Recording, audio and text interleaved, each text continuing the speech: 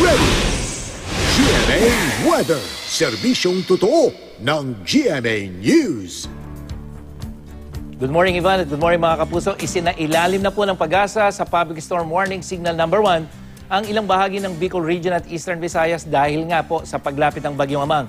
Signal number 1 na ngayon sa mga probinsya ng Catanduanes, Albay, Sorsogon, Masbate kasama ng mga isa ng Burias at Ticao at lalawigan ng Camarines Sur. Sa Visayas, signal number 1 din sa Northern Samar, Eastern Samar, Samar, Biliran at Leyte. Mga kapuso, asahan na po ang malalakas na ulan na may pagbugso ng hangin sa susunod 36 na oras. Kaya dapat po I am ready sa banta ng baha at landslide. Delikadong maglayag ang mga maliliit na sasakyang pandagat. Ang malalaking barko po maging alerto sa matataas na along aabot hanggang 6.5 meters. Namata ng Pag-asa ang sentro ng Bagyong Amang, 575 kilometers dyan sa may silangan ng Borongan, Eastern Samar, dakong alas 4 ngayong madaling araw. Taglay nitong lakas ng hangin umaabot sa 75 kilometers per hour malapit sa gitna at bugso na hanggang 90 kilometers per hour.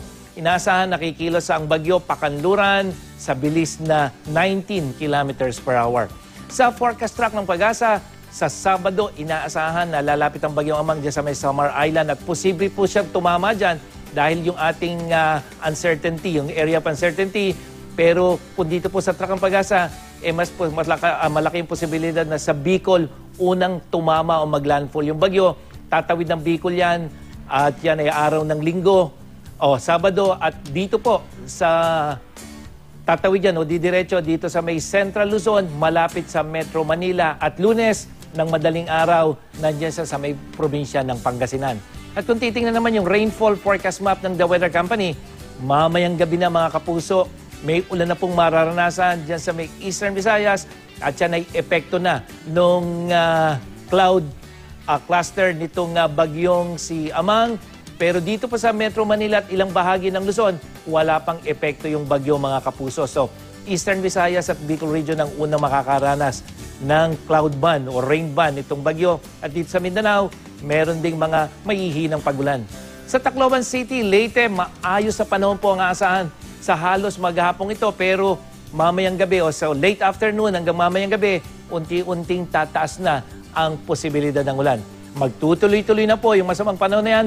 Bukas, araw ng Sabado, mismong araw ng pagbisita sa Tacloban ni Pope Francis. At inaasahan man po na huhupa na yung ulan na yan sa Linggo dahil nakalagpas na yung bagyong si Amang.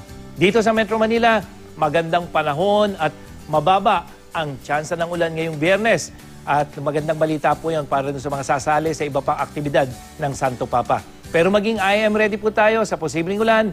Bukas yan, Sabado, lalong-lalo na pagdating sa araw ng Linggo, araw na may iba pang aktibidad si Pope Francis dito sa Metro Manila. Bukod sa mga lugar na isinilalim sa storm signal, magiging masungit din ang mga dagat. Sakop naman po yan ng northern at central seaboards ng Luzon at maging ang eastern seaboards ng southern Luzon hanggang dyan sa may Visayas at Mindanao. At delikado pong maglayag ang mga maliliit na sasakyang pandagat. Ngayong Biyernes, silipin naman natin ang magiging lagay ng panahon sa iba pang bahagi ng bansa. Base naman sa datos ng The Weather Company, dito sa Luzon, may mahinang ulan sa eastern section, tulad niya Aurora, Quezon, hanggang dyan sa ilang lugar sa Calabarzon at dyan sa may Mimaropa. Sa Visayas, maulap na papuwirin na po dito sa may eastern section, pero sa central at western section, mas maaliwalas yung panahon. Sa Mindanao, may mga pagulang inaasahan din, lalo na dyan sa may Rio ng Caraga, pero sa may ARMM, Soxargen hanggang sa may Zamboanga Peninsula, maaliwalas na panahon po, maliban sa mga pagulan, lalo na pagdating sa hapon. Yan ang latest mula sa GMA Weather. Ako po si Nathaniel Cruz. Magplano para sigurado. I am ready. Serbisyong totoo ng GMA News.